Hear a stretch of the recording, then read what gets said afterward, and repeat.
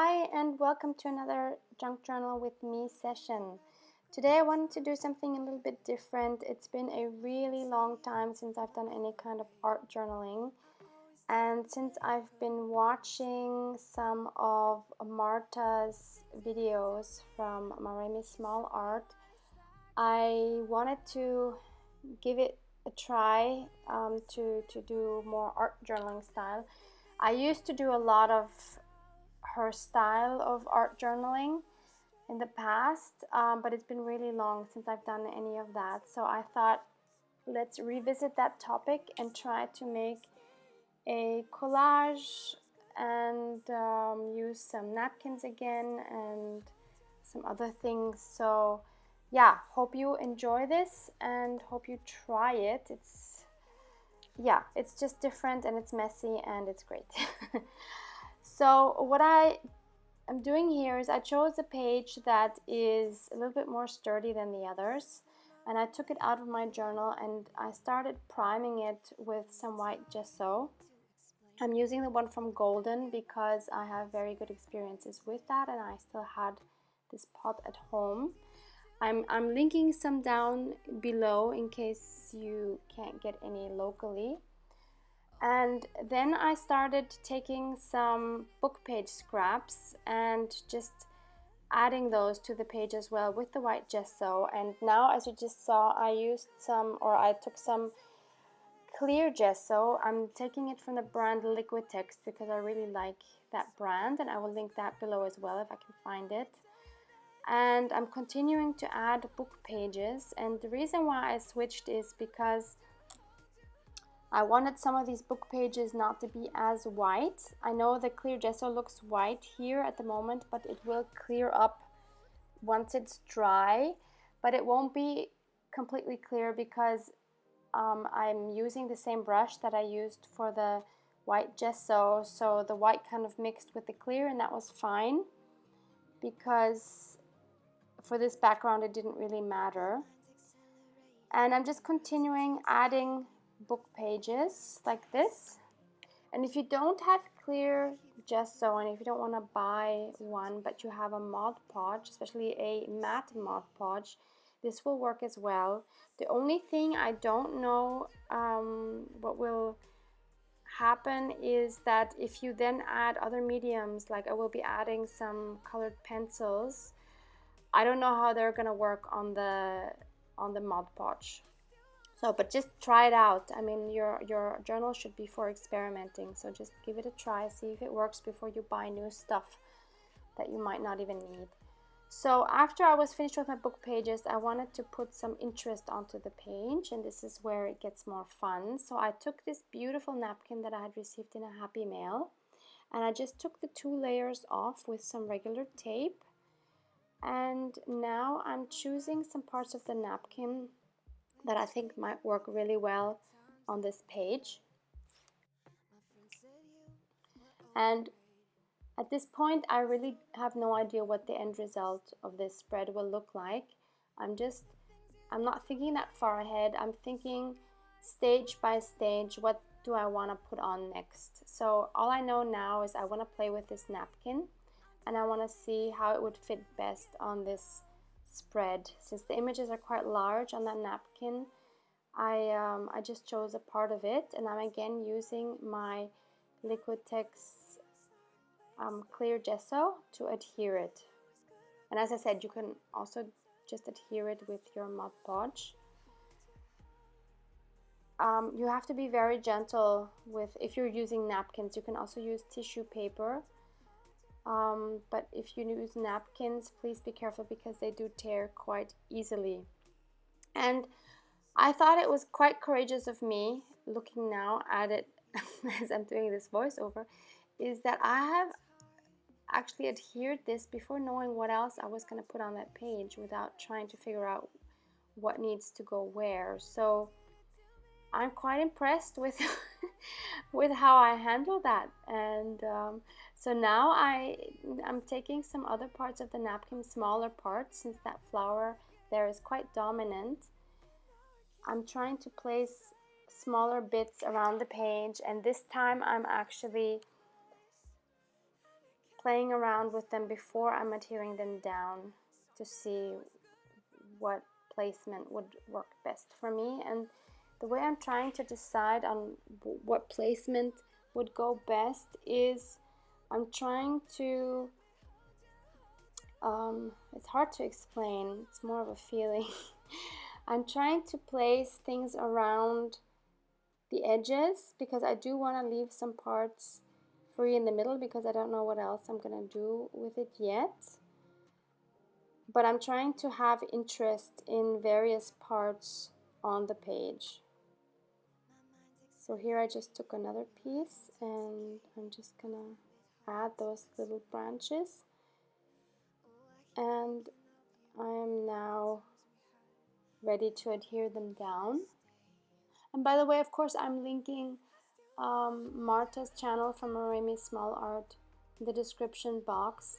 I really recommend for you to check out her channel, especially her mini series called How to Break a Blank Page, which is her most successful series or her most successful videos, and they are relevant even if you don't do a lot of art journaling, because she explains a lot about losing the fear of having a blank page or not knowing how to start a page, even if it's for just crafting. I think it's very helpful. So now I took some stickers that were also from another Happy Mail, and I thought I might add some of those. And now I'm taking some Tim Holtz die cuts that were also in various Happy Mails, and I'm trying to see if some of these or one of these would fit somewhere. So I'm just auditioning them on the page. I really like how this guy is sitting on that flower petal. Just gonna see if there's any more that would work.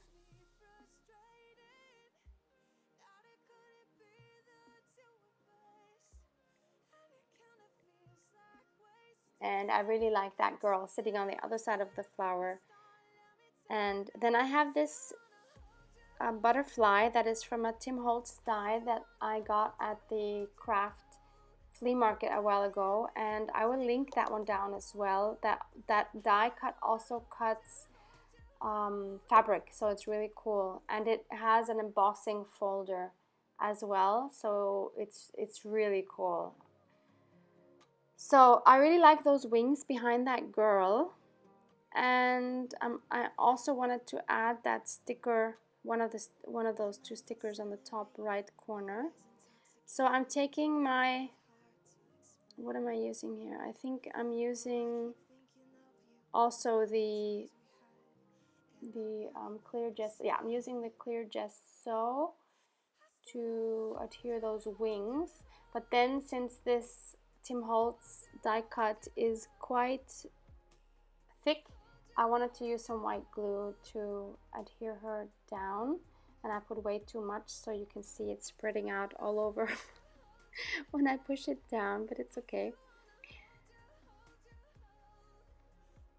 Just trying to spread that, and while I'm, yeah, see, some of the parts, of course, those parts aren't dry yet, so when I touch it with my finger, the napkin kind of comes off, so you really have to be careful. So now I'm putting that guy down as well.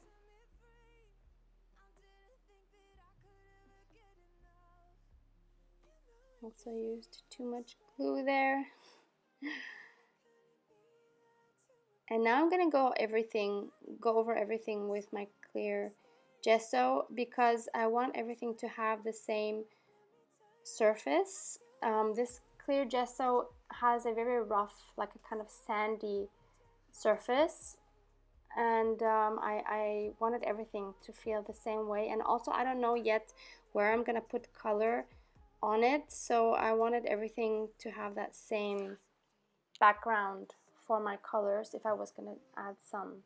So I just used my heat gun to dry things a little bit, and now I'm going to put on this cute sticker.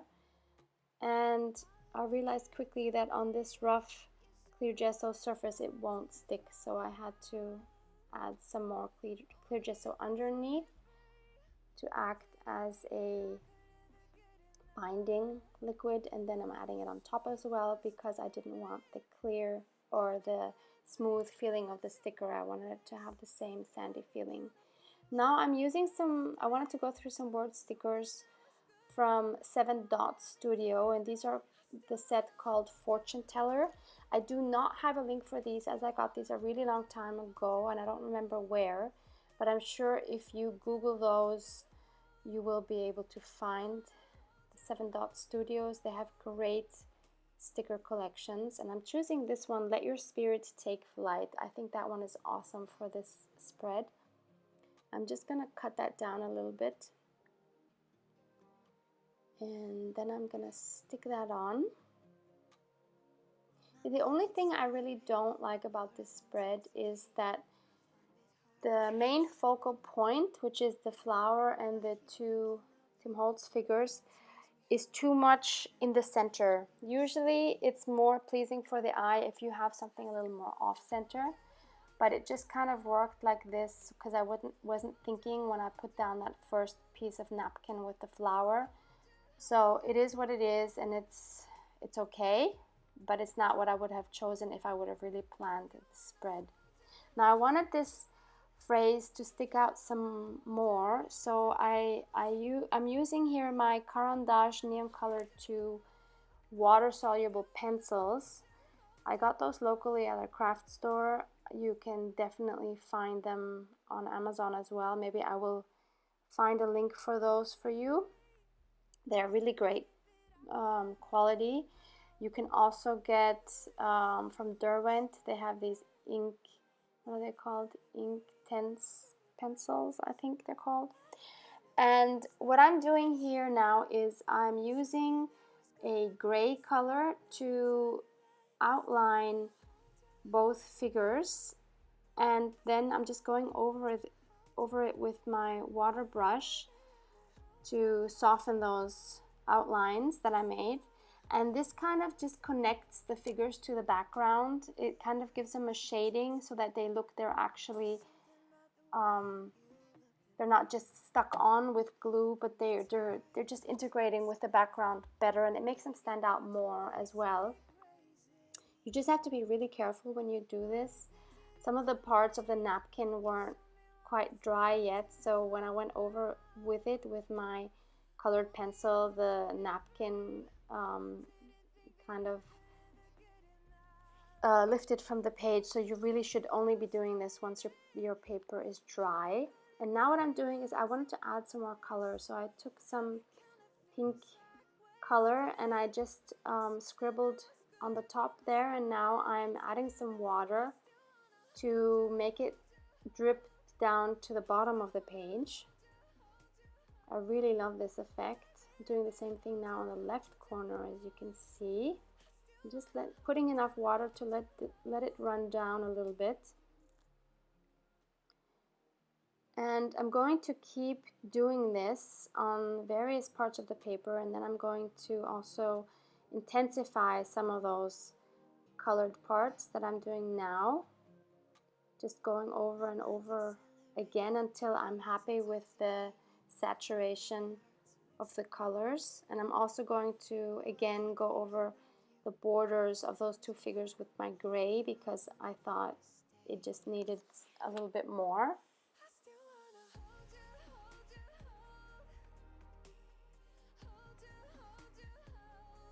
I think this is the funnest part of a page like this, actually playing around with the colors, experimenting with the dripping and with intensity of the colors and different shades of the colors. This is just so much fun, and nothing can go wrong. You shouldn't be afraid to mess up your page, because whatever you do, you can, if it's dripping somewhere you don't want it to drip, you can lift it off with a napkin, or you can go over it with another color. There's always things you can do if you're not happy with what happened. But if you don't experiment, you're not going to learn.